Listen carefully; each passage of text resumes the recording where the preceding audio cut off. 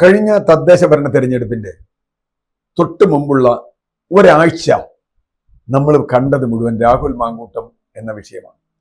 രാഹുൽ മാങ്കൂട്ടത്തിലിന്റെ അതിക്രമങ്ങൾ, അദ്ദേഹത്തിന്റെ കൊള്ളരുതായ്മകൾ, തീർച്ചയായും ഒരു സാധാരണ മനുഷ്യരെന്ന് വിളിക്കാൻ പോലും കഴിയാത്തത്ര തരം താഴ്ന്ന ഒരാളാണ് രാഹുൽ മാങ്കൂട്ടത്തിൽ എന്ന കാര്യത്തിൽ ആർക്കും തർക്കമില്ല, ഒരു സംശയമില്ല.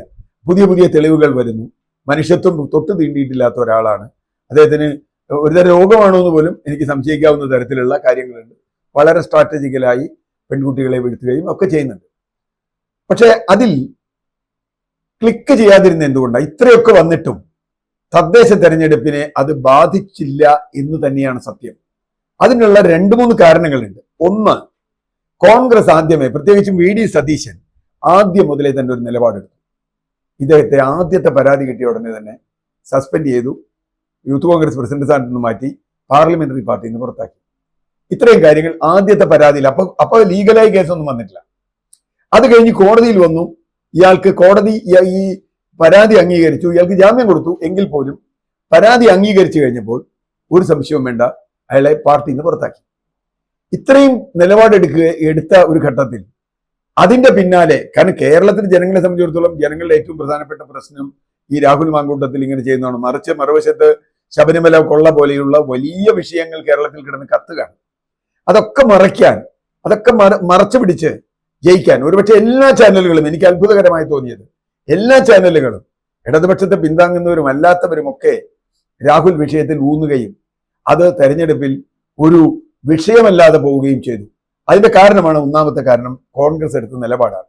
രണ്ടാമത്തെ കാരണം, കോൺഗ്രസ് നിലപാടെടുക്കുമ്പോൾ മറുവശത്ത് CPM-നെ സംബന്ധിച്ചിടത്തോളം CPM-നകത്ത് തന്നെ ഇത്തരം ആരോപണ വിധേയരായ കുറെ ആളുകളുണ്ട്. ഇപ്പൊ മുകേഷ് MLA പോലെയുള്ള ആളുകളുണ്ട്. അതുപോലെയുള്ള ആളുകൾ, അവരുടെ അടുത്ത് കുറ്റപത്രമുണ്ട്. മുകേഷ് MLA-ക്കെതിരെ ബലാത്സംഗത്തിന് കുറ്റപത്രമുണ്ട്. ആ കുറ്റപത്രം ഇപ്പൊ കോടതിയിൽ നിൽക്കുക. ഗണേഷിനെതിരെ പരാതിയുണ്ട്. ഹേമ കമ്മിറ്റി റിപ്പോർട്ടിൽ ഒരു വലിയ അട്ടി, അത് മുഖ്യമന്ത്രിയുടെ കയ്യിലുണ്ട്.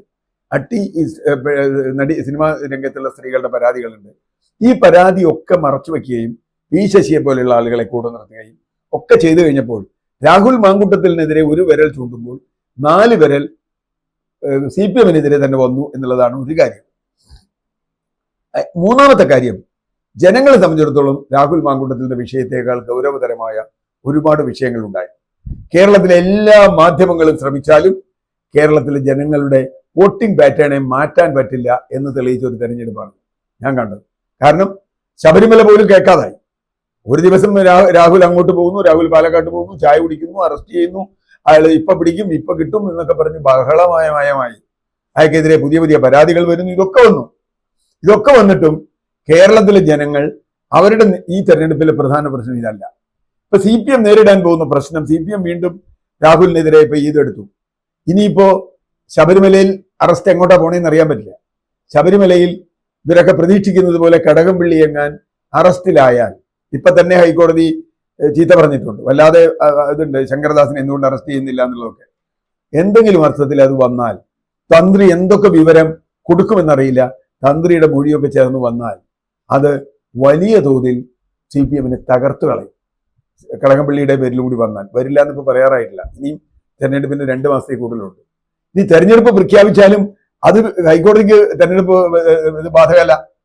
അപ്പൊ തെരഞ്ഞെടുപ്പ് കഴിയുന്നത് വരെ ഇനി CPM-നെ സംബന്ധിച്ച് വളരെ നിർണായകമായ ഒരു കാലമാണ്. അതുകൊണ്ട് തന്നെ CPM-ന് ഇത് വലിയ ബുദ്ധിമുട്ടുണ്ടാക്കും.